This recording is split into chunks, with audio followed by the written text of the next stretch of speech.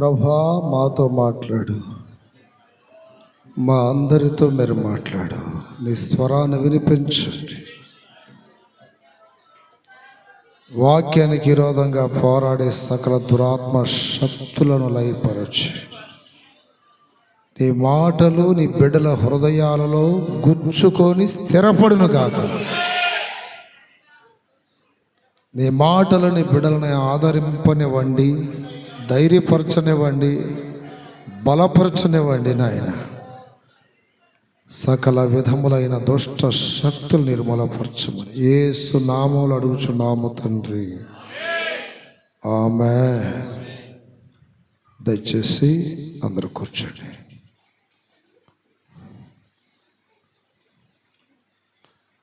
చేతులు పైకెత్తి గట్టిగా చెప్పాలి. ఈ పునరుద్ధానపు ఆరాధనకు వచ్చిన మీ అందరికీ ప్రభు అయిన యేసుక్రీస్తు నామములో శుభములు కలుగునుగాక. హల్లెలూయా, హల్లెలూయా.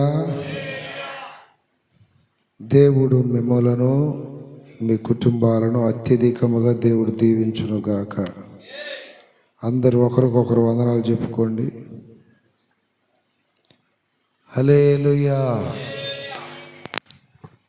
కృపగల దేవుడు, దయగల దేవుడు ఈ వారంలో అనేక ప్రాంతాలలో ఆయన మహిమగల పరిచర్యలు వాడుకొని దేవుని సేవకులుగా మమ్మల్ని కూడా ఈరోజు ఆయన సన్నిధిలో నిలబెట్టిన ఈ గొప్ప భాగ్యమునకై మేము కూడా ప్రభువుకి ఎంతగానో కృతజ్ఞతాస్తుతులు చెల్లిస్తున్నాం. హల్లెలూయా.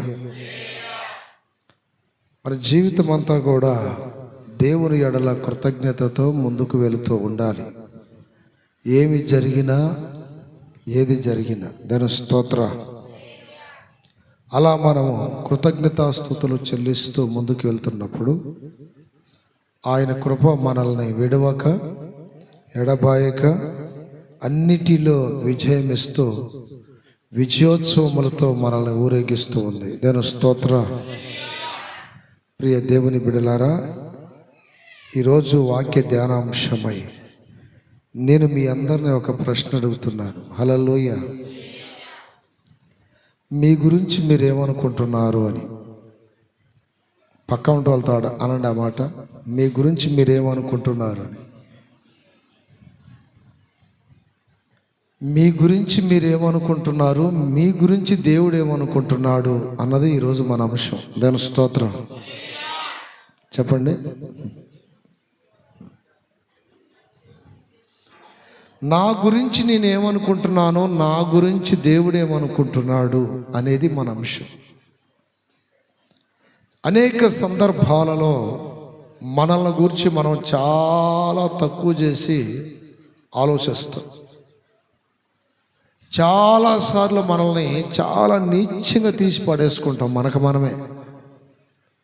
అనేక సార్లు మనకు మనమే నాది ఒక బ్రతికేనా అని మనకు మనం చాలా కించపరుచుకుంటాం. అలా అనుకున్న భక్తులు కొంతమంది ఉన్నారు బైబిల్లో. వారిని దేవుడు ఏమన్నాడు అని లేఖనాలు ఎత్తిపట్టి చూపించి ఈరోజు నువ్వేమనుకుంటున్నావు నీ గురించి, నిన్ను గూర్చి దేవుడు ఏమనుకుంటున్నాడో అనే విషయాలను తెలుసుకుందాం. దాని స్తోత్ర. బైబిల్లో నా ప్రియదేని బిడ్డలారా, మోషే ఒక మాట అన్నాడు దేవునితో. నిర్గమకాండం 4:10. మోషే గొర్రెలు కాసుకుంటున్నప్పుడు సినాయి పర్వతం దగ్గర మహాదేవుడు, మహిమగల దేవుడు, భీకరుడైన దేవుడు, సర్వ సృష్టికర్త అయిన దేవుడు తనకు ప్రత్యక్షమై ఐగుప్తు దేశంలో నా ప్రజలు ఉన్నారు, వారిని వెళ్ళి తోడుకొని రావాలి, నిన్ను పంపుతున్నాను అని చెప్పినప్పుడు ఏమన్నాడంటే, అప్పుడు మోషే ప్రభువా ఇంతకు మునుపైనను నీవు నీ దాసునితో మాటలాడినప్పటికైనను నేను మాట నేర్పరిని కాను. ఏమన్నాడంటే, నేను మాట నేర్పరిని కాదు, నేను నోటి మాధ్యము నోటి మాంద్యము గలవాడను, నాలుక మాధ్యము గలవాడనని యెహోవాతో చెప్పగా, యెహోవా మానవునకు నోరిచ్చిన వాడు ఎవడు? చాలు. అంటే ఐగుప్తు దేశంలో ఉన్న నా ప్రజలని విడిపించడానికి నువ్వు వెళ్ళాలి అని చెప్పినప్పుడు ఏమంటున్నాడు? నేను నోటి మాంద్యము గలవాడనో నత్తివాడనో, ఇందాక నుండి నీతో మాట్లాడుతున్నప్పుడు నేను ఎలాంటి వాడు నీకు అర్థం కాలేదా అన్నట్టుగా మాట్లాడాడు అక్కడ. అప్పుడు దేవుడు ఏమన్నాడు తెలుసా? మోగవారికి నోరిచ్చిన వాడెవడు? దాని స్తోత్రం. మోగవారికి నోరిచ్చిన వాడని నేనే కదా. నువ్వు నత్తివాడివైతేనేమి లేకపోతే మోగోడివైతేనేమి, నీ నోరును తెరచి నేను వాడుకుంటాను. హల్లెలూయా. అంటే ఇప్పుడు మోషే తన్ను తాను కించపరుచుకుంటున్నాడు. దేవుడికి నేను పనికి వస్తానా, నీకు రానా? నా నోరు ఒక మాటనే అట్టనేవాడిని కదా, నేను పనికి వస్తానని. దేవుడు ఏమన్నాడంటే సంఖ్యాకాండం 12వ అధ్యాయం 3 నుండి మీరు చదివితే అక్కడ అంటున్నాడు, నా యెహోవా మాట వినెను. మోషే భూమి మీదనున్న వారందరిలో మిక్కిలి సాత్వికుడు. యెహోవా మీరు ముగ్గురు ప్రత్యక్షము గుడారమునకు, 7వ వాక్యం కూడా, నా ఇల్లంతటిలో అతడు నా ఇల్లంతటిలో నమ్మకమైన వాడు. చూడండి. హల్లెలూయా. తనేమో నత్తివాడను, నోటి మాంద్యము గలవాడనని అతను అనుకుంటున్నాడు. దేవుడు అతని గురించి ఏమంటున్నాడు? సాత్వికుడు, నా ఇల్లంతటిలో నమ్మకమైన వాడు. దేవుని స్తోత్రం కలుగునగాక. తనను గురించి తాను చాలా తక్కువగా మాట్లాడుకుంటున్నాడు. నేను నత్తి ఉన్నాయి. ఈరోజు నా ప్రియ దేవుని బిడ్డలారా, మీరు కూడా చాలామంది అయ్యో నేనేం పాడగలను, నాది ఒక నోరేనా, నేనేం ప్రార్థన చేయగలను, నేను అసలు దేవుడికి ఉపయోగపడతానా అని నువ్వు అనుకుంటున్నావు. నిన్ను గూర్చి దేవుడు ఏమనుకుంటున్నాడు నీకు తెలియదు. దాని స్తోత్ర. మోషే అంటున్నాడు, నేను నత్తివాడను, నోటి మాంద్యం గలవాడను, నేనేం ఉపయోగపడతా ప్రభా? నాకంటే బాగా మాట్లాడగలిగిన వారు ఉన్నారు, నాకంటే బాగా వివరణ ఇవ్వగలిగిన వారు ఉన్నారు, కానీ నేనేం పనికొస్తానంటే దేవుడు అంటున్నాడు, భూమి మీద ఉన్న వారిలో మిక్కిలి సాత్వికుడవు నీవు, నా ఇల్లంతటిలో నమ్మకమైన వాడివి. దేవుడు ఎంత సాక్ష్యం చెప్పిన తర్వాత నా ప్రియదేని బిడ్డలారా, మోషే బాధపడొచ్చా? ఈరోజు నా ప్రియదేని బిడ్డలారా, నీ గురించి నువ్వు చాలాసార్లు అనుకుంటావు, నేనేం పనికి వస్తాను ప్రభా, అసలు నీకేం ఉపయోగపడతాను ఆయన అని. కానీ నీ భూత వర్తమాన భవిష్యత్తు కాలాలు ఎరిగినవాడు, నీ తల్లి గర్భములో నువ్వు పిండముగా రూపింపబడక మునుపే నీ స్థితిగతులు ఎరిగినవాడు, నిన్ను గూర్చి ఏమనుకుంటున్నాడో అది తెలుసుకోవడం గొప్ప విషయం. అది తెలుసుకోవాలి. నా గురించి నేను ఎలా అనుకుంటున్నాను, నా గురించి నువ్వు ఎలా అనుకుంటున్నావు నాయన, నా గురించి నువ్వు ఎలా అనుకుంటున్నావు? దేవుని స్తోత్రం కనుగొనగాక. దేవుడు అనుకుంటున్నాడు, నమ్మకమైన వాడు మోషే. హల్లెలూయా. దేవుని ఇంటిలో అన్నాడు, వాళ్ళ ఇంట్లో కాదు. దేవుని ఇల్లు అంటే ఏంటి? దేవుని మందిరం, దేవుని సంఘమే దేవుని ఇల్లు. దేవుని స్తోత్రం కలుగునగాక. దేవుని ఇల్లంతటిలో అంటే దేవుని సంఘములో నమ్మకమైన వాడు.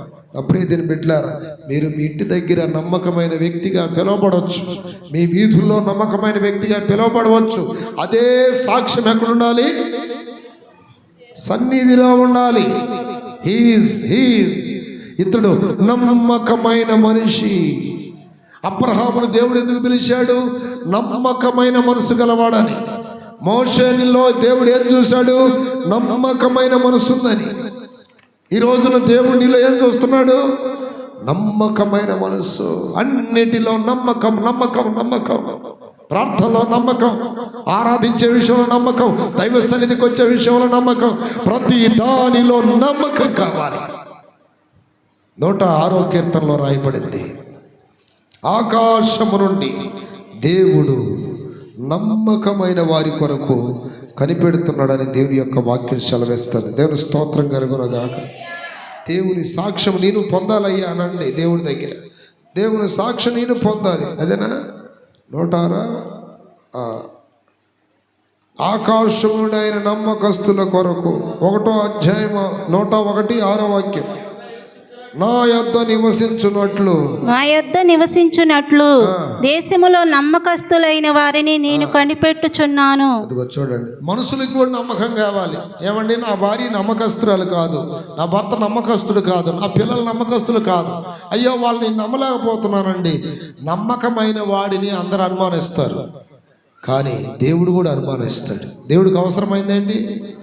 నమ్మకం. ఇప్పుడు మోషే తన్ను తాను నత్తోడిని అట్టాంటోడిని ఇట్టాంటోడిని అనుకుంటారే, నీ నత్తి నీ మాట మాంద్యం అయ్యని నాకు అవసరం లేదు, నీలో నాకు కావాల్సిందేంటి? నమ్మకం కావాలి బిడ్డ అన్నాడు. దేని స్తోత్రం కలుగునగాక. ఈరోజు నా ప్రియమైన బిడ్డలారా, నీ నోరు ఎట్టన్నా ఉండి నువ్వు ఎలా అన్నా ఉండు, అర్థమైందా? కొన్ని లోపాలు ఉండొచ్చు ఈ దేహములో, కానీ నువ్వు గుడ్డోడివి మూగోడివి అట్టాంటోడివి అని దేవుడు చూడటం. ఇలా ఏం చూస్తున్నాడు? నమ్మకం. ఆ మధ్య ఒక వీడియో చూశాను. ఆ అమ్మాయికి ఏమైందో కానీ ఈ జ్ఞానం పోయిందని అంటారు చూడండి. తల్లి నీ ప్రేమ అట్టదొక టైంలో పాడుతుంది. పాడాలని ఆశ ఉంది, కానీ నోరు సహకరించట్లేదు. చాలాసేపు నేను విన్నాను ఆ పాట. అన్ని బాబున్నోళ్ళు పాడరు అసలుకి, కానీ ఏమి లేకపోయినా వాస్తవానికి ఆ మాట బయట వాళ్ళు అయితే వినలేరు ఆ పాట. కానీ ఆ స్థితిలో కూడా దేవుని ఏం చేస్తుంది చెప్పండి? చెప్పాలి, చప్పట్లు కొట్టండి. దేవుని స్తోత్రం. హల్లెలూయా, హల్లెలూయా. ఆ స్థితిలో కూడా విన్నారా? ఆ వీడియో ఎవరైనా చూసారా? తల్లి కొన్నా నీ పాడతాం రాట్లు ఆయనను అట్ట బిగించుకొని, అర్థమైంది? ఈ నోటి మజిల్స్, ఈ మౌత్ మజిల్స్ అనేది సహకరించట్ల, చాలా పేకాలు వస్తున్నారు. ఆయనను దేవుని ఆ స్థితిలోని గనపరుస్తుంది. ఇంకొక అతను అక్కడక్కడ కాళ్ళు చేతులు అవుడు ఇట్ట పట్టుకొని కరపత్రికలు పొయ్యే వాళ్ళకి వచ్చే వాళ్ళకి బడ్జెట్ చూసారా? ఆ వీడియో చూడలేదా? ఆ స్థితిలో అతనికి శరీర లోపాలు ఉన్నా సరే దేవుడు వాడుకుంటున్నాడు. ఈరోజు నా ప్రియమైన బిడ్డలారా, మనలో ఈ లోపాలు చూడడం. ఇంకొక అతను ఉన్నాడండి, మరి ఇంతే ఉంటాడు గువ్వలాగా. ఏదో కుర్చీలో తీసుకొస్తారు అతను స్టేజ్ మీదకి, ఆ మైక్ తీసుకొని పాట పాడుతూ ఉంటాడు. గువ్వలాగా ఉంటాడు. అంటే పుట్టి అతను కాదు నీ అనేది. ఇంకా ఇంకొక అతను ఒక ఆమె నెట్టుకుంటూ వస్తుంది. ఆయన నోటితో ఎంత గంభీరంగా సువార్త చెప్తాడో, ఎంత గంభీరంగా పాటలు పాడతాడో. వీళ్ళందరిలో ఏం గమనించాడు దేవుడు? నమ్మకత్వం. దేవుని స్తోత్రం కలుగునగాక.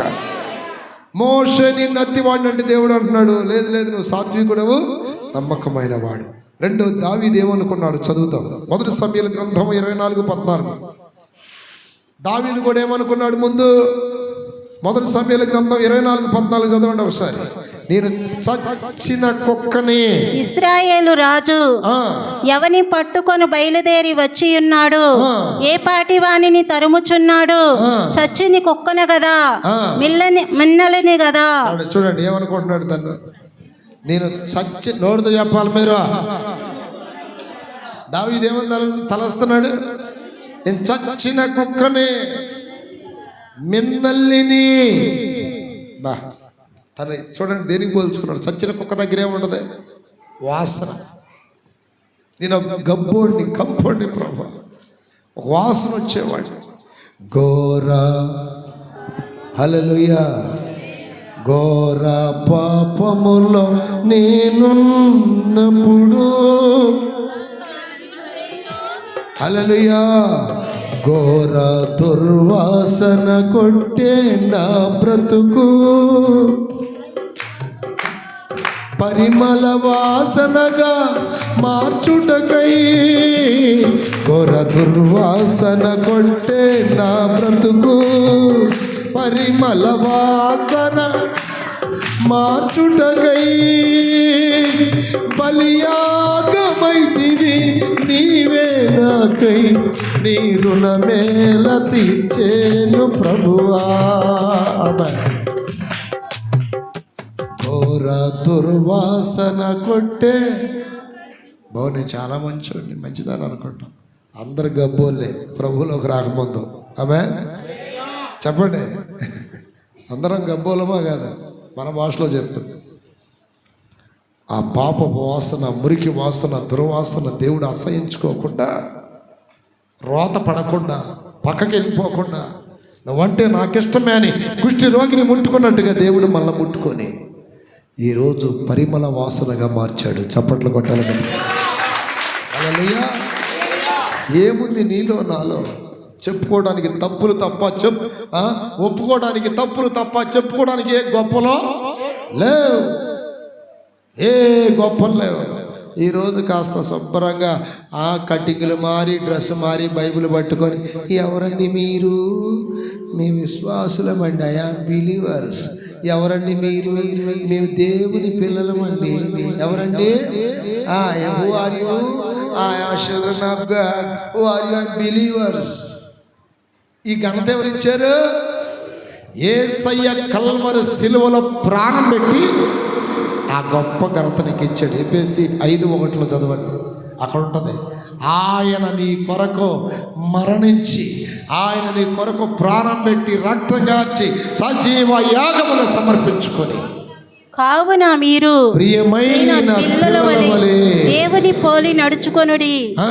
క్రీస్తు మిమ్మును ప్రేమించి పరిమళ వాసనగా ఉండుటకు మన కొరకు తన్ను తాను దేవునికి అర్పణగాను బలిగాను అర్పించుకొనిను. పరిమళ వాసనగా మారడానికి అర్పణగాను బలిగాను అర్పించుకున్నాడు. గట్టిగా చెప్పండి. సబ్బు మనం రుద్దుకుంటాం, అది అరిగిపోతుంది, మనకు మంచి వాసన వస్తుంది.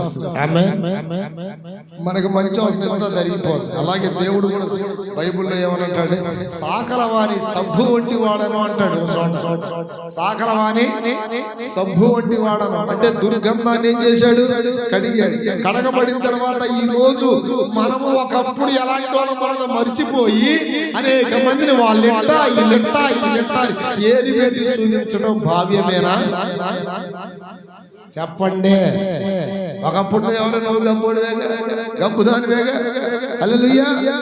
యేసయ్యని దుర్గంధమున కడిగి పవిత్రపరచి ఈరోజు కాస్త సుగుణములు అనే ఆ సెంటు కొట్టి ఇక్కడ నిలబెడితే అందరినీ ఏం పెడుతున్నారు? ఒకప్పుడు ఎట్లాంటి బ్రతుకు?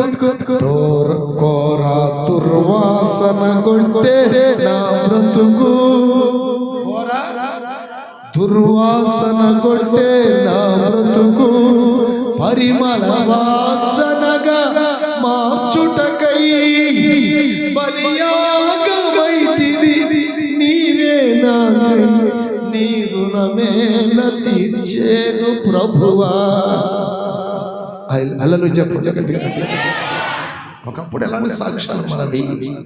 అందుకని దయచేసి ఎవరిని దూషించకూడదు, విమర్శించకూడదు, ఎవరిని తక్కువ అంచనా వేయొద్దు. ఒకప్పుడు మన స్థితి అది. హల్లెలూయా. మనం ఈ రోజు బాగుపడ్డ ఆయన కృపను బట్టి ఈ రోజు మనకి భారం పెరగాలి. అయ్యో ఒకప్పుడు నా బ్రతుకు ఇలాంటిదే కదా, ఒకప్పుడు నన్ను మార్చిన దేవా ఈ రోజు ఆ సహోదరుని మార్చు, సహోదరుని మార్చు. ఒకప్పుడు మాది కప్పుకొండి జీవితమే నాయన, ఈ రోజు వాళ్ళు మాకు అట్ట కనపడుతున్నారయ్యా. బాధ్యతగా భారముతో ప్రార్థన చేస్తే నీలో దేవుడి ప్రేమ నిలిచి ఉన్నట్టు. దేవుని స్తోత్రం. వాళ్ళ తప్పు మేము గొప్ప అని చెప్పుకున్నాం అనుకోండి, నీవు గత స్థితిని మరిచి పోతున్నట్టు అర్థం. హల్లెలూయా. దావీదు అంటాడు, చచ్చిన కుక్కనయ్యా. ఎవరిని? రెండోది మెన్నల్లిని అన్నాడు. ఏంటంట? మెన్నల్లి అంటే తెలుసు? ఎంతమంది తెలుసు మెన్నల్లి అంటే? కొన్ని మంచాలకు పట్టున్నాయి మెన్నలు. మెన్నలు కొన్నిసార్లు ఇళ్లలో వస్తే వాడితో పోతాల నొప్పి. మెన్నలని ఎవడని ఇష్టపడతాడా? ఎవరో ఇష్టపడని జీవితం మెన్నల్ని లాంటి దావీదుని దేవుడేమన్నాడు తెలుసా? అప్రీతిని పెట్టారు. వాక్యం చెప్తారు చూడండి. అదే సమూయేలు మొదటి గ్రంథం 13:14 అంటాడు, నా చిత్తానుసారుడు. హల్లెలూయా చెప్పాలి గట్టిగా. ఎలా మార్చాడు? చచ్చిన కుక్కని ఎట్ట మార్చాడు? మిన్నల్ని ఎట్ట మార్చాడు? యెహోవా తన చిత్తానుసారమైన మనసు గల ఒకరిని కనుగొని ఉన్నాడు. చూడండి, దేవుని చిత్తానుసారుడు అంటే దేవుని చిత్తములో ఉన్నవాడు.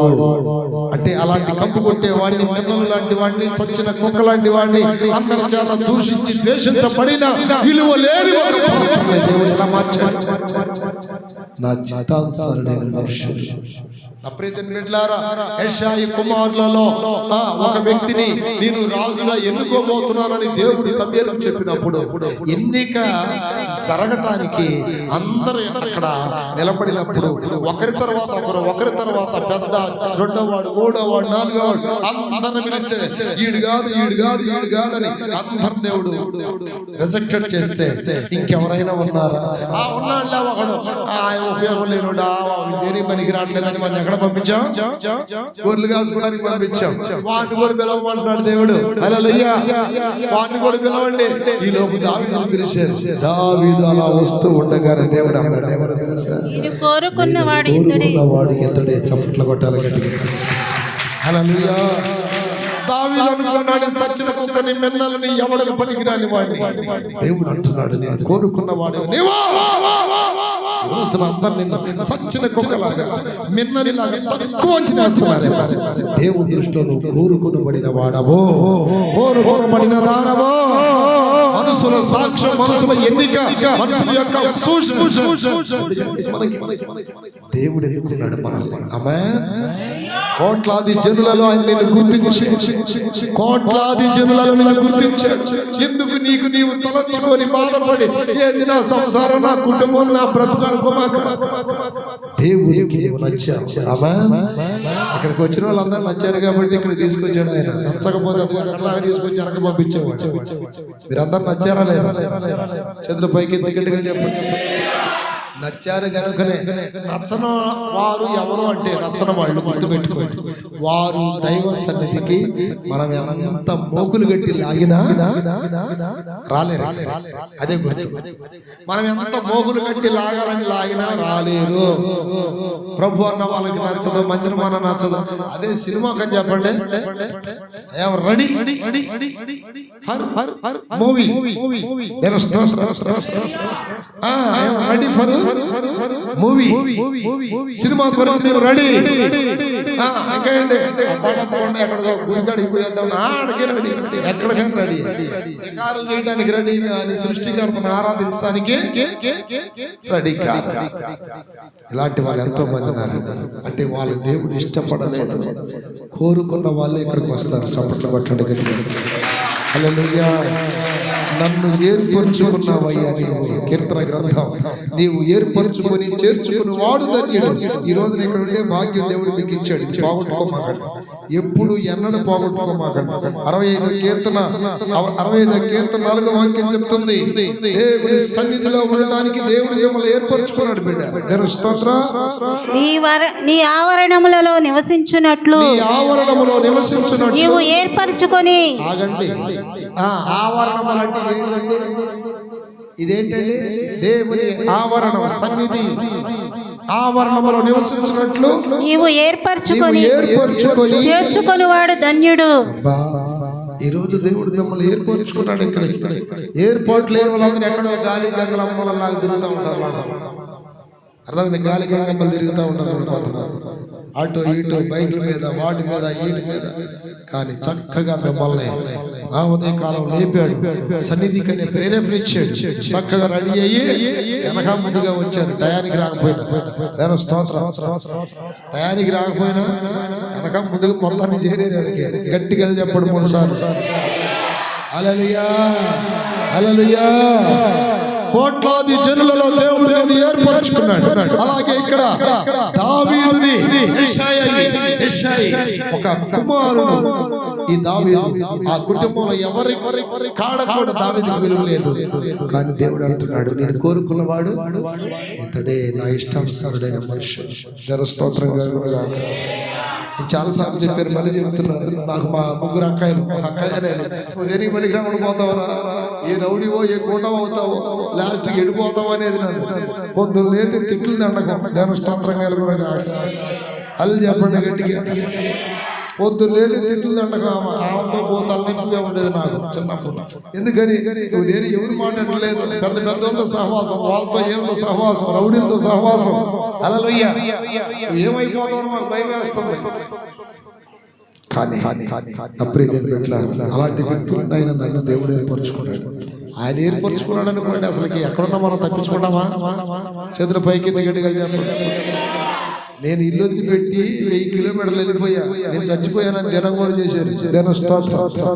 చచ్చిపోయాడని ఆల్రెడీ చచ్చిపోయాడు. కానీ అప్పటికే ఇంట్లో ఒక ఆయన పాస్టర్ గారు ఉండటం వలన లేదు ప్రార్థన చేస్తుంటే నాకు దర్శనంలో కనపడ్డాడు. చచ్చిపోలేదు, ఎక్కడ ఉన్నాడని ఆయన 7 రోజులు ఉపవాసం ప్రార్థన చేస్తే ముందు ఒక లెటర్ రాయాలనిపించింది. తర్వాత అక్కడ ఉండబుద్ధి కాల చిన్నగా మళ్ళీ ఇంటికి చేరుకున్నాడు. ఈ లోపు ఏం చేశారు, వెతికి 2 నెలలు దినం కూడా చేసేసారు. నేను స్తోత్రం కలుగును గాక. ఎక్కడో చచ్చిపోయి ఉంటాడు అక్కడ. హల్లెలూయా. దేవునికి ఎంత ప్రణాళిక ఉన్నప్పుడు దేవుడు ఎవరిని విడిచిపెట్టాడు. మీ పట్ల కూడా దేవునికి ఒక ప్రణాళిక ఉంటుంది. ఎంతమంది నమ్ముతారు? కానీ అది గుర్తుపట్టాలి, మీరు అది గ్రహించాలి. ఏం చేస్తానని వేరే పని కొట్టాలి అనే తట్టు ఎవరు చేస్తారు? సాతాను చేస్తాడు. నీ గురించి నువ్వు అలా అనుకుంటున్నావు, కానీ నీ గురించి దేవుడు అనుకునేది నీకు తెలియదు. నీ గురించి నేను అలా అనుకున్నా, మా వాళ్ళు అలా అనుకున్నారు, ఇంకోళ్ళు అనుకున్నారు. కానీ ఇక్కడ దావీదుతో అంటున్నాడు, ఓ దావీదు ఇంట్లో ఎన్నిక లేని వాడు కావచ్చు, సమాజంలో ఎన్నిక లేని వాడు కావచ్చు, నేను కోరుకున్న వాడు ఇతడే. ఈరోజు నా ప్రియమైన అందరిని నేను తక్కువ చేసి చాలా చులకనగా విలువ లేని విధముగా మాట్లాడి నా దేవుడు నీతో అంటున్నాడు, నేను కోరుకున్నవాడు నీవే, నేను కోరుకున్న దానవ నీవే. మీరందరూ ఎవరని చెప్పండి. దేవుడు కోరుకున్న వ్యక్తులు. మీ వయసును బట్టి దేవుడు కోరుకోలా, మీ అందాన్ని బట్టి దేవుడు కోరుకోలా, మీ జ్ఞానాన్ని బట్టి దేవుడు కోరుకోలా, మీ ధన ఐశ్వర్యమును బట్టి దేవుడు కోరుకోలా. ఎందుకు కోరుకున్నాడంటే మీ పట్ల ఆయన భవిష్యత్తు కలిగి ఉన్నాడు.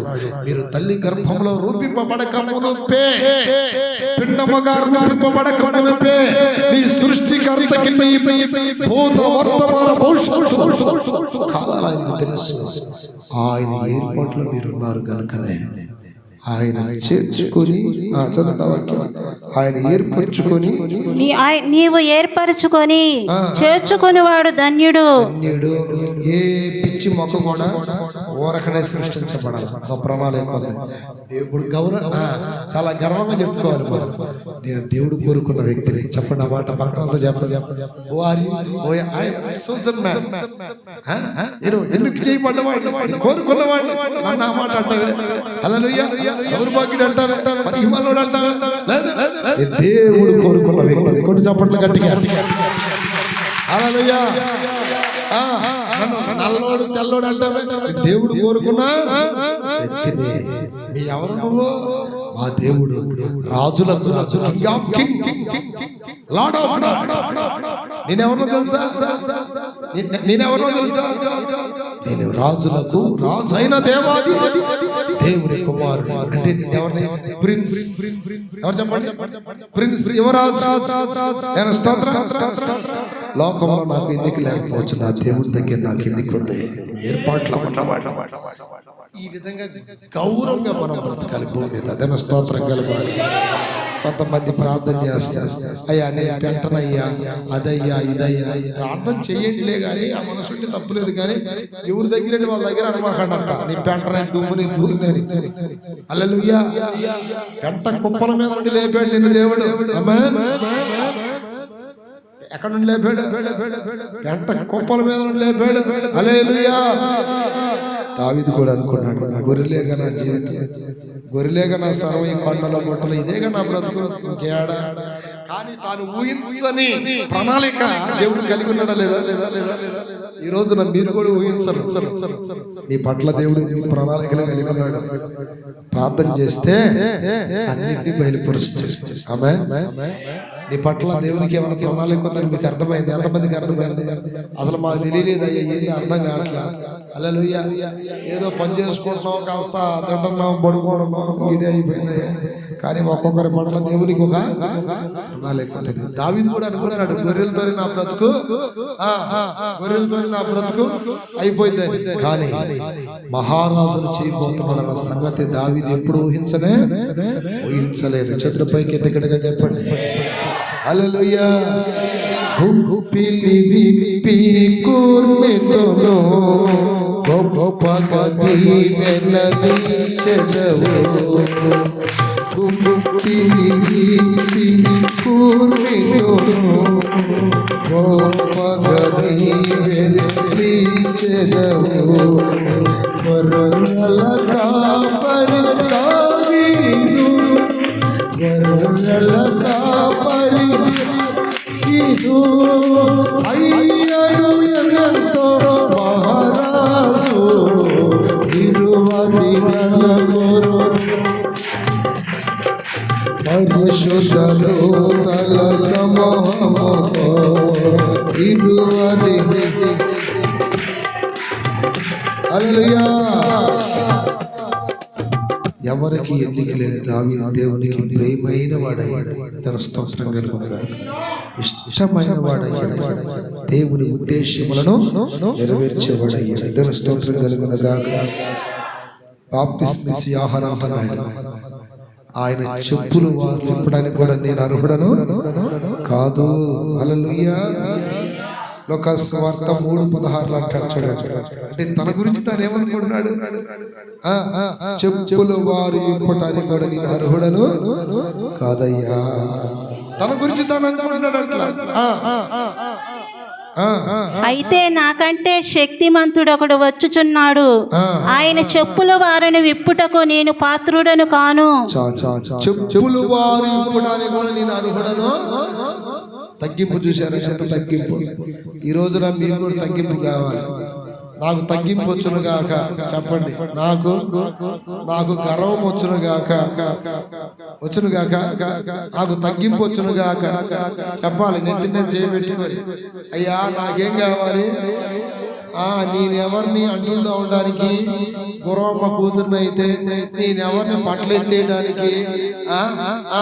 ఎవరిని ఇది పోతురాజు కొడుకుని అయితే ఆ గర్వం వద్దయ్యా, తగ్గించుకో. ఆయన చెప్పులు వారు చెప్పడానికి కూడా నేను అర్హుడను కాదు. ఆయన హెచ్చవలసి ఉన్నది, నేను తగ్గవలసి ఉన్నదని దేవుని దగ్గర తగ్గించుకుంటే దేవుడు అతను ఏమన్నాడు తెలుసా? అప్పుడే దేవుని బిడ్డలారా, బైబిల్ వాక్యం చదవండి. మత్తయి సువార్త 11:11 అంటే స్త్రీలు కనిన వారిలో ఇతని కంటే గొప్పవాడు ఎవ్వడు లేడు అన్నాడు. దాని స్తోత్ర. స్త్రీలు కనిన వారిలో అమ్మా ఇది చూసారా? మనం అందరం ఒక తల్లి కంటే పుట్టిన వాళ్ళమే కాదా? లేకపోతే చేప కళ్ళలో నుండి కొన్ని విచిత్రమైన కథలు చెప్తారు చూడండి. కళ్ళలో నుండి పుట్టాడు ఒకడు, అక్కడ నుండి పుట్టాడు ఒకడు, నోట్లో నుండి పుట్టాడు, భుజాల్లో నుండి పుట్టాడు అని అవన్నీ ఉట్టి కల్పితమైన కథలు. ఏదైనా స్తోత్రం కలుగును గాక. ప్రతి మానవుడు ఆదాము మినహాయించి ప్రతి మానవుడు స్త్రీ ద్వారా కనబడ్డవాడే. ఎంతమంది నమ్ముతారు? ఒక్క ఆదామునే దేవుడు సృష్టించి తన చేతులతో. నేను స్తోత్ర. ప్రతి మానవుడు స్త్రీ ద్వారా కనబడ్డవాడు. ఆదామును దేవుడు సృష్టించాడు. ఆదాము ద్వారా దేవుడు మళ్ళీ అవనే సృష్టించాడు. వీళ్ళిద్దరూ మాత్రం తల్లి గర్భము లేకుండా పుట్టిన వాళ్ళు. ఎవరంటే? ఆదాము అవ్వ. వీళ్ళిద్దరు. ఇక మిగతా ప్రపంచంలో ఉన్న వారందరూ కూడా స్త్రీలు కనిన వారే. కానీ ఇక్కడ గొప్ప విషయం ఏంటంటే స్త్రీలు కనిన వారిలో అందరికంటే గొప్పవాడు ఎవరంటండి?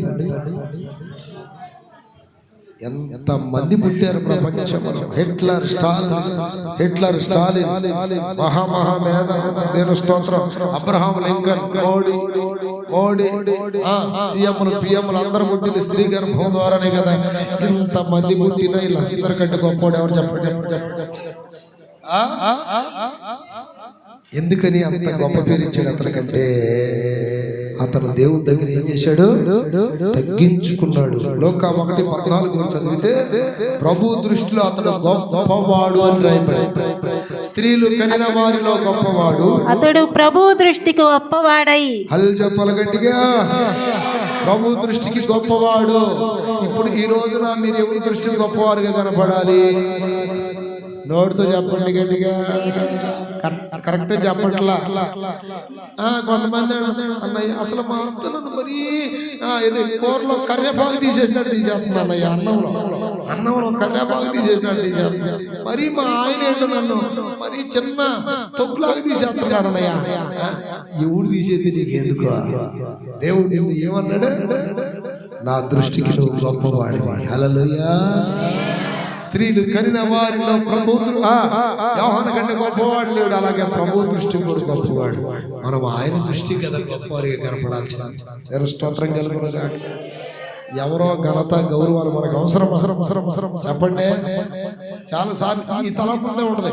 ఏంద్రో మర్యాద ఎవరైతే నీకు మర్యాద కావాలా?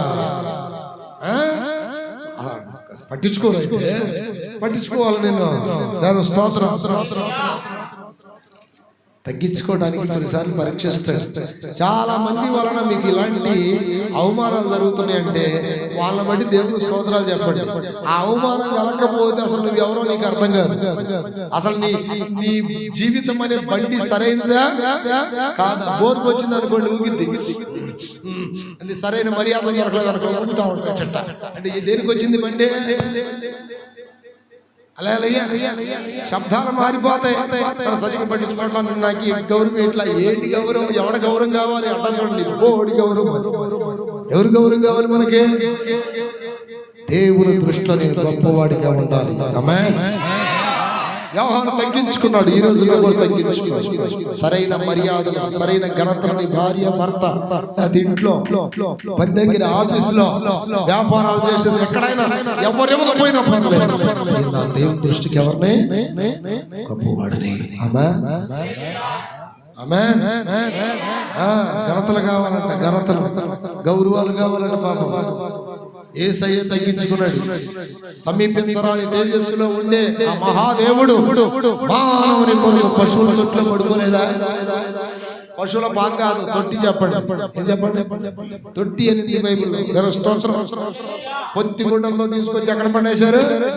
పశువుల తొట్టిలో. అర్థమైంది? ఆయన ఉండేది ఎక్కడండి? ఆయన అసలు ఆయన ఎక్కడ ఉంటాడు? ఆయన ఎక్కడ ఉంటాడు చెప్పండి? సమీపించరాని తేజస్సు. స్తోత్రం కలుగునుగా. హల్లెలూయా. అసలు నీ దేవుడు ఎక్కడున్నాడండి? నీ దేవుడేడనొచ్చు నన్ను అడుగుచున్నాను, ఎక్కడున్నావని చెప్పను. ఎలా ఉన్నావని చూడను యేసు, ఎక్కడున్నావని చెప్పను. సిలువ పెట్టి 2 క్రొవ్వొత్తులు వెలిగించి ఏం పెట్టి మరి అమ్మని వాటిలో ఉన్నాడు. భూమి ఆయన పాదపీఠం, ఆకాశము సింహాసనం. అంత గొప్ప దేవుడు మానవుని రక్షించడానికి పశువుల తొట్టిలో కూడా పడుతున్నాడంటే ఉన్నట్ట లేనట్ట? ఆయనకంటే నువ్వు గొప్పడుగా, ఆయనకంటే నువ్వు గొప్పదానివా? ఆయన అంత తగ్గించుకోబట్టే కదా అన్ని నామముల కంటే, అన్ని నామాలంటే, నామం అంటే ఏంటండి? పేరు. నామం అంటే ఏంటి? తుమారా నామ్ క్యా హై? మేరా నామ్ సుబ్బారావు హై. तुम्हारा नाम क्या है? मेरा नाम सुनीता है. Hallelujah. What is your name? My name is Sharma. Hallelujah. What is your name? My name is Abraham. నీ పేరు దేవుడు హెచ్చించాలి అంటే స్తోత్రం. దేవుడు ఏం కావాలి? నేను ఏమనలేదు, గర్వముఖము ఇరిగిపోవాలి. మనకు ఎత్తు దేన మనసును ధరించుకోవాలి. ఏం చేయాలి? ధరించుకోవాలి. పేతురు రాసిన పత్రిక 1 పేతురు 5 ఎన్న వాక్యం అది? 5:5. చిన్నలారా మీరు పెద్దలకి లోబడి ఉండుడి.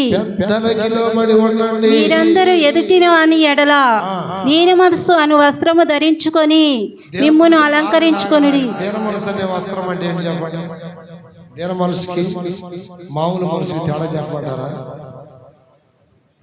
చూడండి, నాకు వెళ్ళి చూస్తే చూపిస్తాట ఇది ఎట్లుంటుంది. దీన మనసుకి మామూలు మనసుకి తేడా చెప్పమంటారా?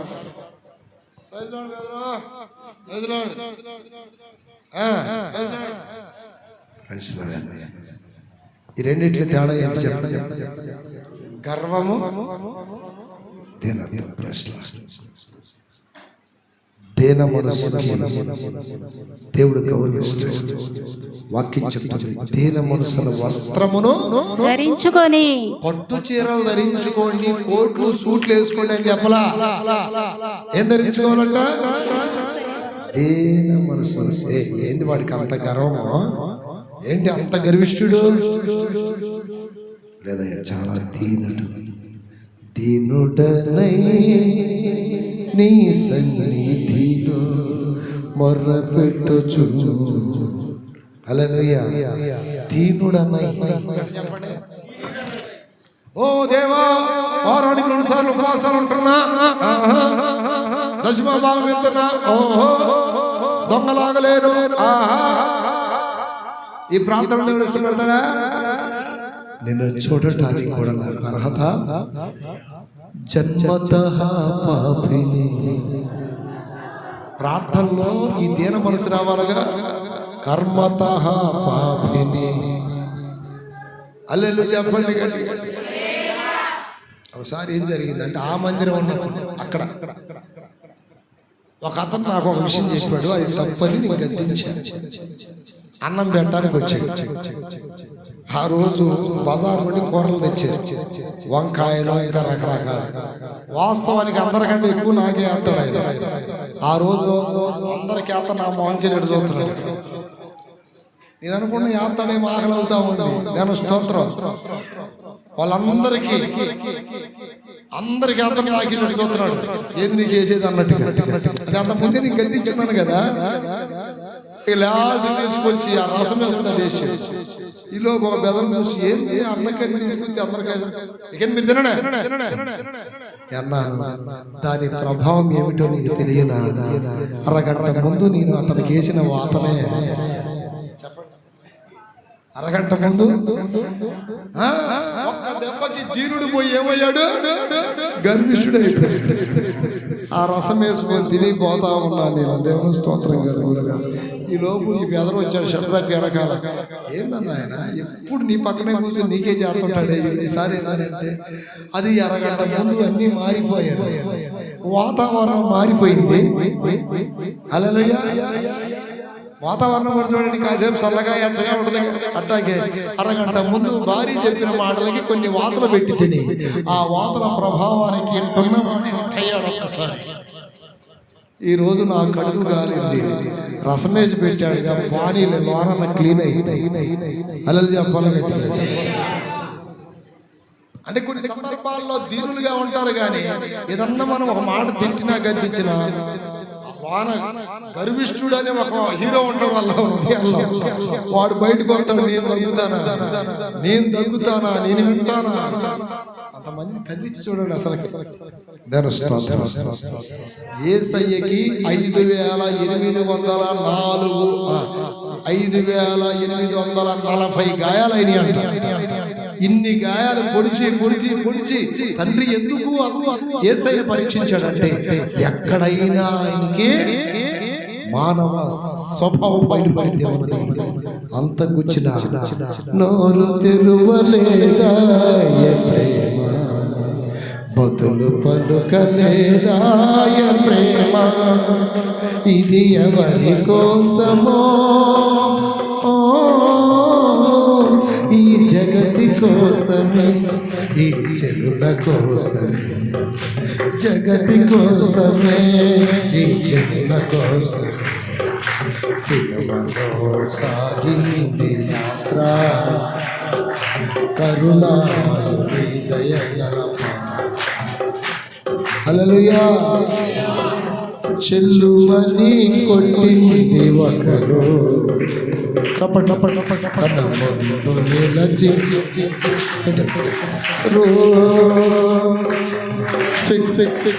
చెల్లుమని కొట్టింది ఒకరు తన ముందు నిలచిన క్రింది మరి ఒకరు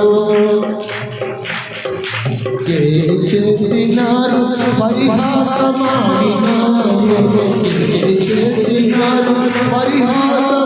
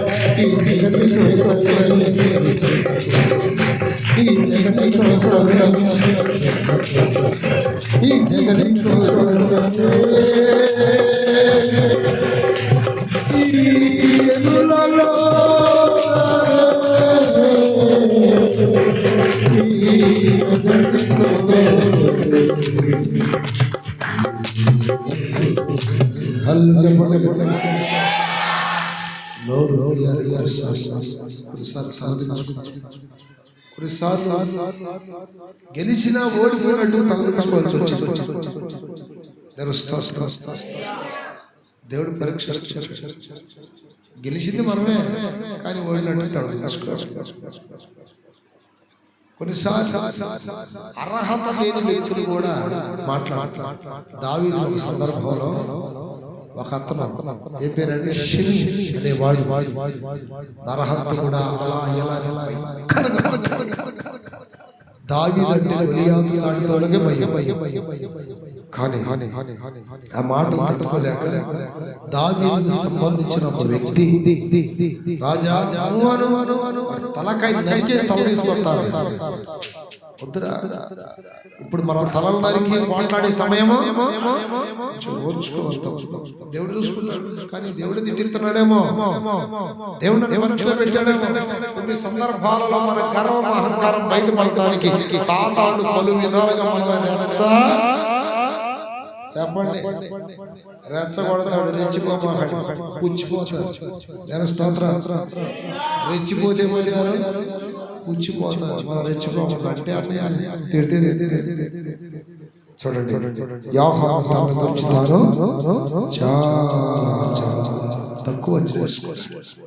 కానీ దేవుడు అంటున్నాడు, స్త్రీలు కలిగిన వారి ఎంత గొప్పవాడెవడో ప్రభు దృష్టికి నువ్వు గొప్పవాడవే. చెప్పుని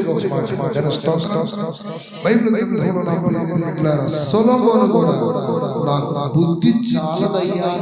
రాజుల మొదటి గ్రంథం 3:7 రాజుల మొదటి గ్రంథం 3:7 నేను ఎవరిని బుద్ధి లేని అంటే అంత బుద్ధి నాకు లేదు, అంత జ్ఞానం లేదు.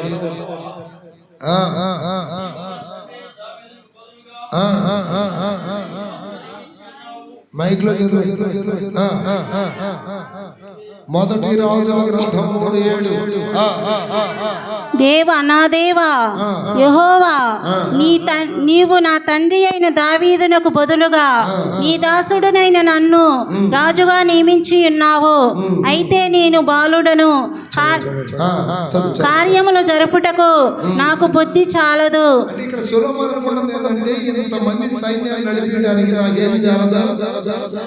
మీరు కూడా అనుకుంటారు, అమ్మో ఎంత కుటుంబాన్ని జరిపించడం నా వల్ల కాదయ్యా, అమ్మో ఎంతమందిని ఎలా పోషించగలయ్యా, అది ఇక్కడ సొలొమోను కూడా మాట్లాడితే దేవుడు అతను ఏమన్నాడు తెలుసా? అదే రాజుల మొదటి గ్రంథం 3:12 అంటున్నాడు, నీ వంటి వాడు నీవు ఇలాగూ అడిగినందున నీ మనవి ఆలకించుచున్నాను. 3:12 బుద్ధి వివేకముల గల హృదయము నీకు ఇచ్చుచున్నాను. ఇదిగో బుద్ధి వివేకములు కలిగిన హృదయము నీకు ఇచ్చుచున్నాను. పూర్వీకులలో నీ వంటి వాడు ఒకడనూ లేడు. ఏంటండి? పూర్వీకులలో నీ వంటి వాడు అంటే నీకు ముందు పుట్టిన మహాగణులైన నీ పితరులలో నీ వంటి వాడు ఒకడును లేడు. ఇక మీదట నీ వంటి వాడు ఒకడును ఉండడు. తర్వాత ఎవరు పుట్టడం? తను తానే బుద్ధి లేదు, జ్ఞానం లేదు అనుకుంటున్నాడు. కానీ దేవుడు అంటున్నాడు, నీకు నేను జ్ఞానం ఇచ్చి నీ పూర్వీకులలో కానీ నీ తర్వాత కానీ నీలాంటి జ్ఞానం గల వ్యక్తిని ఎవరో ప్రపంచంలో చూడరు, అంత జ్ఞానం నీకు నేను స్తోత్రం. ఈ రోజు నాకు జ్ఞానం లేకపోతే దేవుడు అడగండి, వివేకం లేకపోతే దేవుడు అడగండి, తెలివి లేకపోతే అడగండి. హల్లెలూయా. దేవుని బిడ్డలు తెక్కలో లాగా ఉండకూడదు, దేవుని బిడ్డలు అమాయకులుగా ఉండకూడదు, దేవుని బిడ్డలు వివేకంగా ఉండకూడదు. దేవుని బిడ్డలకి జ్ఞానం కావాలి. ఏ జ్ఞానం? పైన వచ్చే జ్ఞానం కావాలి. నా జనులు జ్ఞానం లేక నశించిపోతున్నారు అంటూ, నా జనులు జ్ఞానం లేక చెరపట్టబడుతున్నారు అంటూ, నా జనులు జ్ఞానం లేక రకరకాలుగా ఉన్నాయి నష్టాలు. దేవుని బిడ్డలకు కావాల్సిన దైవ జ్ఞానం వల్ల జ్ఞానవంతురాలు ఇల్లు కట్టుకొనును, 3 రాలు వెనక్కి వేసుకును. భార్యకి జ్ఞానం కావాలి, భర్త కూడా జ్ఞానం కావాలి. భర్తలారా మీ భార్యలతో జ్ఞానం చొప్పున మీరు కాపురము చేయుడి, బలహీనమైన గణమని సన్మానించండి. జ్ఞానం భర్త కూడా కావాలని చెప్పాడు దేవుడు. జ్ఞానం వలన దేవుడు ప్రపంచాన్ని కట్టాడు. ఈ రోజున దేవుని బిడ్డలకి జ్ఞానం కావాలి. శత్రుకు మేషకు అబ్దెనగోకు దానియేలుకి దేవుడు విశేషమైన జ్ఞానం ఇచ్చాడు. స్తోత్రం. యాకోబు పత్రిక 1:5 అంటాడు, మీలో ఎవరికైనా జ్ఞానం పొదుగా ఉన్న ఎడల వాడు దేవుని అడగాలి. హల్లెలూయా. జ్ఞానం మరణం నుండి కాపాడుతున్నాడు. జ్ఞానం తప్పిస్తుంది. జ్ఞానం గల కుమారుడు తండ్రిని తల్లిని సంతోషపరుస్తాడు, బుద్ధిహీనులు వాళ్ళిద్దరిని బాధపడతారని వాక్యం చెప్తుంది. అందుకని సొలొమోను జ్ఞానం లేని వాడు, బుద్ధి లేని వాడు అంటే దేవుడు అంటున్నాడు, నా ప్రజల్ని పరిపాలించడానికి నీకు జ్ఞానం వివేకం బుద్ధిని ఇస్తాను. నీకు ముందుగా నీ తర్వాత కానీ నీలాంటి కొట్టడో రాడు రాబోడని. కొంతమంది అంటారు, అయ్యా మా అబ్బాయి స్కూల్ పంపిస్తున్నాం కానీ చదివేమి అట్లా చదివేమి. ఎంతమందికి కావాలని జ్ఞానం చేతులు? అయ్యా మా జ్ఞానం కావాలి. అమ్మో అందరికి జ్ఞానవంతులు అయిపోవాలనే. హల్లెలూయా. ఎంతమందికి కావాలి చేతులు ఎత్తండి. భార్య భర్తలారా, మీ ఇళ్లలో గొడవలు ఎందుకు ఎందుకంటే మీకేమి లేక? అదే జ్ఞానవంతులు జ్ఞానవంతురాలు ఇల్లు కట్టుకుంటాను, సంసారం కట్టుకుంటుంది. 3 రాలు ఏం చేస్తుంది? కట్టుకోటి మీకు వేసుకుంటుంది. ఈ రేపులు గోకులు మీకు వేసినట్టు. జ్ఞానం గలవాడు భార్య చక్కగా మెయింటైన్ చేస్తాడు. జ్ఞానం లేదనుకోండి, ఇక రోజు గొడవలు అల్లర్లు అనుమానాలు, రోడ్డు ఎక్కేదొడ్డు చేసుకోవడం, సంసార సంగతులు ముచ్చట్లు. అయ్యో అబ్బో పలానా అంటే జనాల నోర్లలో ఊరిపోతా. దేవుని స్తోత్రం. ప్రార్థన చేయండి. భర్త జ్ఞానం లేదని ప్రార్థన, నీ భార్య ప్రార్థన. కానీ ఎట్లా ఎవరు ప్రార్థన చేసినా దేవుడే చేస్తాడు. ఆ జ్ఞానం హల్లెలూయా. జ్ఞానం పై నుండి వచ్చే జ్ఞానం కావాలి. పై నుండి వచ్చే జ్ఞానం ఏంటంట? పవిత్రమైనది, పవిత్రమైనది. రెండోది యాకోబు పత్రిక 3:17. ఒకటి పవిత్రమైనది, రెండోది సులభముగా లోబడినది, సమాధానకరమైనది, పక్షపాతము లేనిదని. స్తోత్రం కలుగునగాక, స్తోత్రం కలుగునగాక. చంద్రపైకి దిగడి చెప్పండి హల్లెలూయా. చూడండి, సొలొమోను బుద్ధి చాలుదని అనుకున్నాడు. దేవుడేమో అతన్ని మహాజ్ఞానిగా తీర్చి. పౌలు కూడా ఒక మాట మాట్లాడు. పౌలు అంటున్నాడు, నేను పాపులలో ప్రథముడను. 1 తిమోతి 1:16. పాపులలో ప్రథముడను. చంద్రపైకి దిగిడిగా చెప్పండి హల్లెలూయా. పాపిని దేవా, ద్రోహిని దేవా, పాపిని దేవా, ద్రోహిని దేవా, తలసి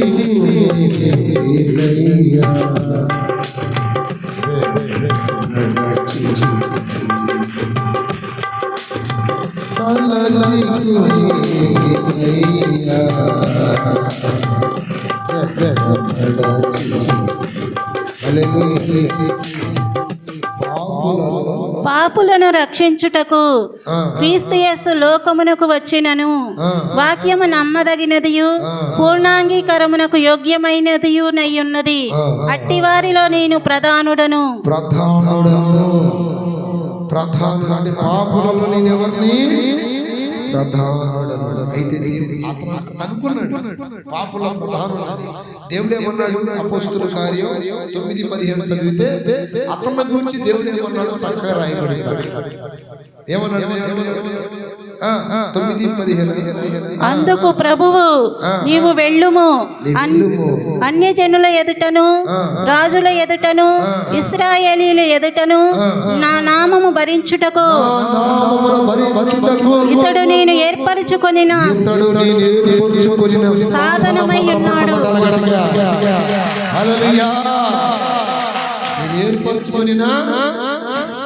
దేవుడు డైరెక్ట్ గా ఆయన నిలబడి ఏ పని చేయడు. ఇప్పుడు నేనున్నాను అనుకోండి, నన్ను ఒక సాధనంగా వాడుకుంటాడు.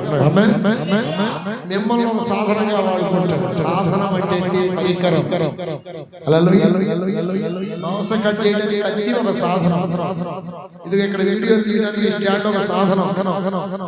ఆ ఫోన్ ఒకటి రికార్డ్ చేయడం అది ఒక సాధనం. ఇదిగో మాట్లాడడానికి మైక్ ఒక సాధనం. అలాగే దేవుడి నామమును భరించడానికి పౌలు ఎవరంట? ఒక సాధనం. స్తోత్రం. నేను పాపిని, ప్రధానుడను, అలాంటి వాడిని, ఇలాంటి వాడిని తను తాను కించపరుచుకుంటున్నాడు. కానీ దేవుడు అంటున్నాడు, నేను ఏర్పరుచుకున్నాను, నీవు నాకు సాధనమై ఉన్నావు అన్నాడు. దేవుడు స్తోత్రం కలుగునగాక, స్తోత్రం కలుగునగాక. నా ప్రియని పెట్టారు. పూర్వ దోషకుడను, హింసకుడను, హానికరుడను అంటాడు. పూర్వ దోషకుడను, హింసకుడను, హానికరుడు. గతకాలంలో మన బ్రతుకులు కూడా అయ్యే. కానీ దేవుడు ఈ రోజు ఆయన పవిత్ర రక్తము చేత కడిగి మనల్ని ఏర్పరచుకొని మనల్ని మన సాధనముగా వాడుకున్నాడు. మీరు కూడా కొంతమంది నా ప్రియని వెళ్ళారు. కొంతమందికి వాక్యం చెప్పినప్పుడు కొంతమంది మార్పు చెందుతారు. వారిని సన్నిధికి తీసుకొస్తారు.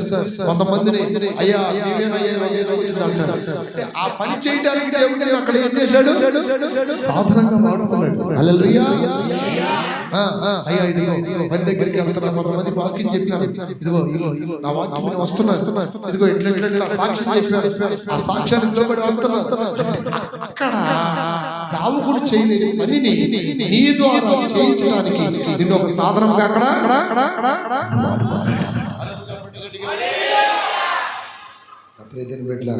మనం ఒకప్పుడు పాపులం, దుర్మార్గులం, దోషకులమే.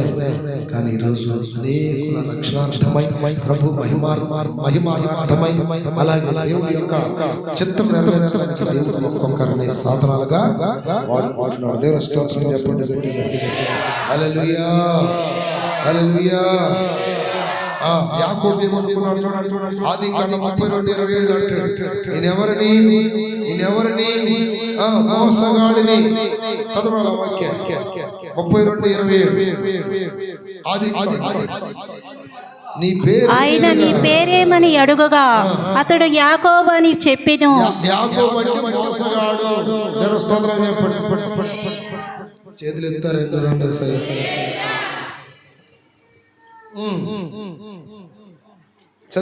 అప్పుడు ఆయన, నీవు దేవునితోనూ మనుషులతోనూ పోరాడి గెలిచితివి గనుక ఇక మీదట నీ పేరు ఇశ్రాయేలే గాని. మోసగాడిని ఏం చేశాడు దేవుడు? మొనగాడిగా చేశాడు. కానీ నీ పేరే పేరు అడిగినప్పుడు అతను తన తప్పుగాను ఒప్పుకోకపోయి ఉంటే ఈ రోజున ప్రపంచాలనే భయపెట్టి ఇజ్రాయేల్ అనే పేరు, ఇజ్రాయేల్ దేశం అనే పేరు ఉండేదా? ఇజ్రాయేల్ ఒకప్పుడు సోషల్ మీడియా ఎవరికి పెద్దగా తెలియదు, క్రైస్తవ తప్ప. ఈ రోజున ఇంటర్నేషనల్ ఫిగర్ అయింది ఇజ్రాయేల్. ఏ ఫిగర్ అండి? International figure, not national, international. ప్రపంచం మొత్తం ఇజ్రాయేల్. అసలు ఆ పేరు పెట్టింది ఎవరు? యాకోబుకు దేవుడు స్వయముగా పేరు పెట్టాడు. ఆమేన్. నీవు మనుషులతోనూ దేవునితో పోరాడి గెలిచాడు. మనుషులతో ఏమని పోరాడాడు? మనుషులతో జ్యేష్ఠత్వముతో కావాలి, నాకు దీవెనలో పోరాడాడు. అలాగే దేవుని పోరాడాడు, నన్ను ఆశీర్వాదించాడు. అసలు ఎంత పట్టుదల గలవాడని యాకోబు. భార్యని, పిల్లల్ని, పని వాళ్ళని, పశు సంపదను పంపించి ఎబ్బోకు రేవు దగ్గర ఒక్కడే నిలబడి దేవుని కాలు పట్టుకొని నన్ను ఆశీర్వాదించేనే తప్ప నేను మాత్రం నిన్ను వదిలిపెట్టాడా? ప్రార్థనలో మనం దేవుని వదిలిపెట్టకూడదు. కాసేపు ప్రార్థన చేసుకొని ప్రార్థన చేసుకుని అది వెళ్తున్నానండి ప్రార్థన, కానీ ఏ కార్యాలు జరుగుతున్నాయా?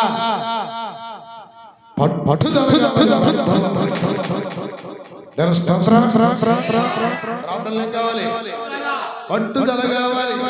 అన్నయ్య మా పట్టుదలతో చేయండి. మీరేం చేస్తారో తిరిగి నిద్రపోతారా?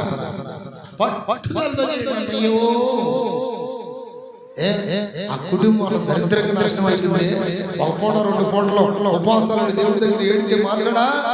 మారానుభవం మధురముగా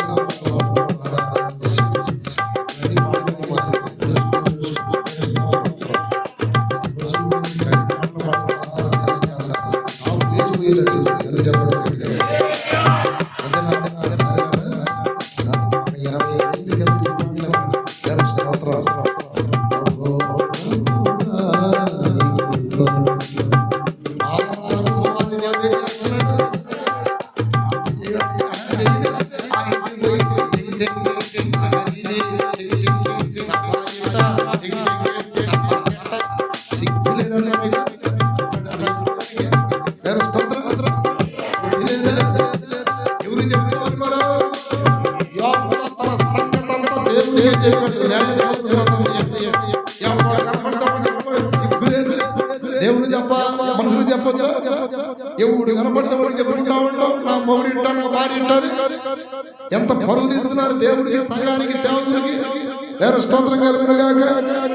11వ అధ్యాయం చదవండి. పాస్టర్ గారికి చెప్తే తప్పు లేదు, సంఘంలో దేవుని బిడ్డలకు చెప్తే తప్పు లేదు, అన్ని చెప్తున్నారు. 11 చదవండి. కాబట్టి యొప్తా గిలాదు పెద్దలతో కూడా పోయినప్పుడు జనులు తమకు ప్రధానుని గాను అధిపతిని గాను అతని నియమించుకొనిరి.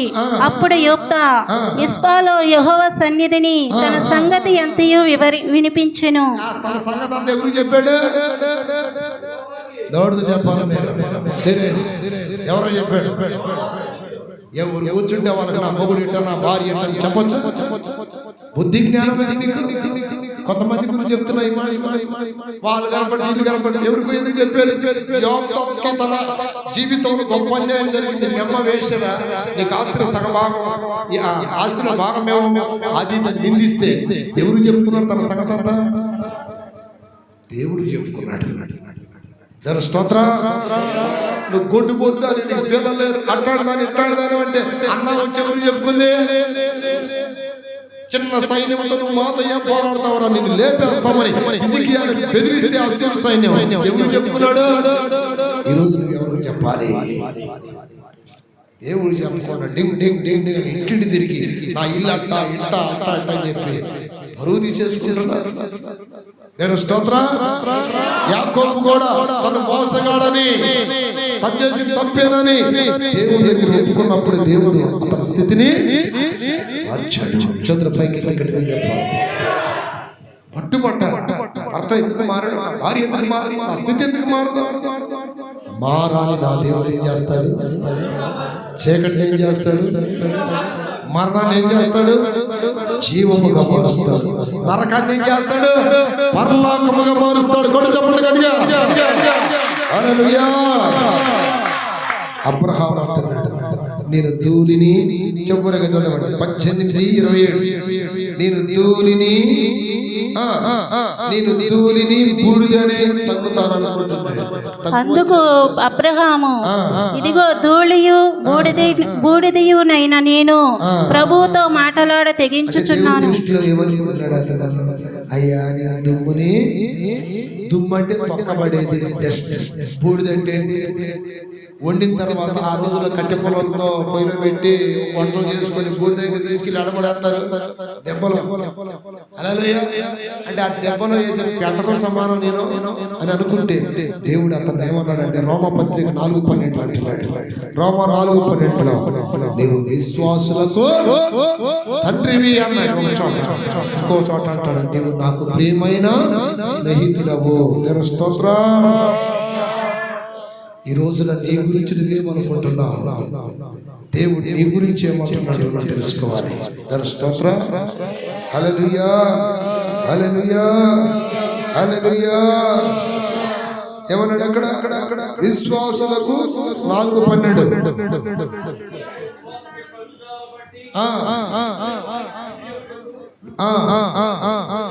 విశ్వాసులకు తండ్రిగా ఉండడానికి బిరుదు పొందాడు. చప్పట్ల పట్టాలి. ఆమె విశ్వాసులు తండ్రి ఎవరంటే ఎవరి పేరు చెప్తారు? అబ్రహామే. అది దేవుడు పెట్టాడు, ఎవరు తీసేయడానికి కుదరదు. కొంతమందికి నిత్యనామాలు పెడతాడు. నిత్యనామాలు అది ఎవరు తీయటానికి లేదు. అబ్రహాం విశ్వాసులకు తండ్రి, అబ్రహాం విశ్వాసులు తండ్రి. ఈ సన్ ఆఫ్ అబ్రహాం అన్నారు. ఎవరిని?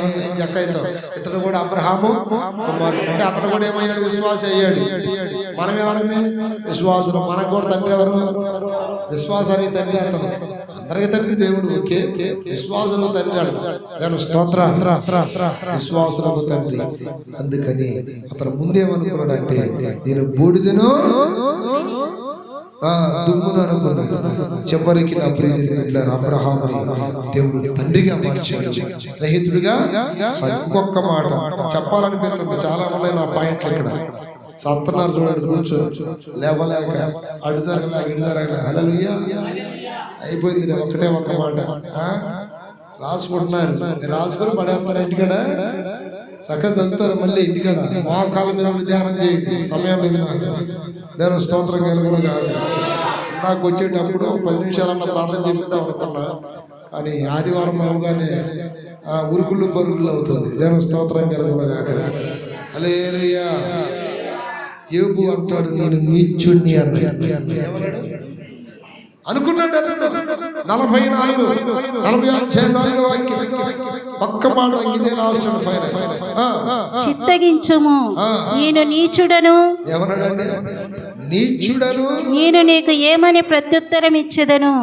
ఆ మాట ఆయన అతను అన్నాడు, నేను నీచుడిని అయ్యా. కానీ దేవుడేమన్నాడు తెలుసా? 1:8 యోబు గ్రంథం 1:8 దేవుడేమన్నాడు? అబ్రహాము